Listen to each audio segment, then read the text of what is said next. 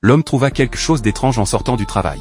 Une femme en blanc était assise dans la banlieue tranquille. Il était déjà 3 heures du matin. Et c'était le dernier bus. Que faisait-elle donc assise là si tard? Malgré un sentiment étrange, l'homme réprima sa curiosité et partit. Du coup, il revit la femme le lendemain en sortant du travail. Elle était toujours assise là, tranquillement, dans la même robe blanche. Cette femme était apparue ici pendant 2 jours consécutifs. L'homme ne put finalement s'empêcher de demander, mais la réponse fut très étrange. La femme dit, « Me vois-tu » L'homme resta un instant stupéfait. Comme la femme ne semblait pas avoir besoin d'aide, Jacques ne put que faire demi-tour et partir. Mais le 3e jour, la femme était toujours assise là, comme si elle avait toujours aimé cet homme dans sa vie précédente, et lui demandait sans cesse s'il se souvenait d'elle.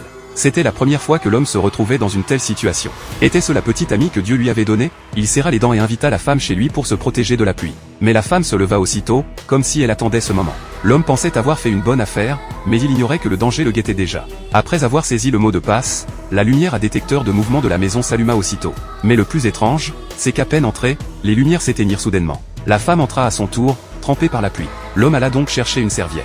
Lorsque la femme la lui tendit après l'avoir essuyée, quelque chose d'étrange se produisit. L'homme fut si effrayé qu'il resta silencieux pendant un moment. La main de la femme était à l'envers. C'est à ce moment-là qu'il réalisa que ce qu'il rapportait aujourd'hui n'était peut-être pas normal. Après s'être ressaisi, il ressortit. Mais la femme posa brusquement sa valise et s'accroupit aussitôt pour l'ouvrir. Cela l'effraya profondément. Il ne devrait rien y avoir dans la valise. Serait-ce une arme blessante? Observant la fermeture éclair s'ouvrir progressivement, la femme le fixa intensément. Jusqu'à ce qu'il baisse la tête, il réalisa que c'était exactement ce qu'il attendait. Effectivement, c'étaient tous des outils pour blesser. À cet instant, l'homme fut immédiatement effrayé et trembla de tous ses membres. Il comprenait enfin les conséquences de rêver tard dans la nuit. Et la femme n'était pas du tout un être humain normal. Une fois tout terminé, la femme partit avec une lourde valise.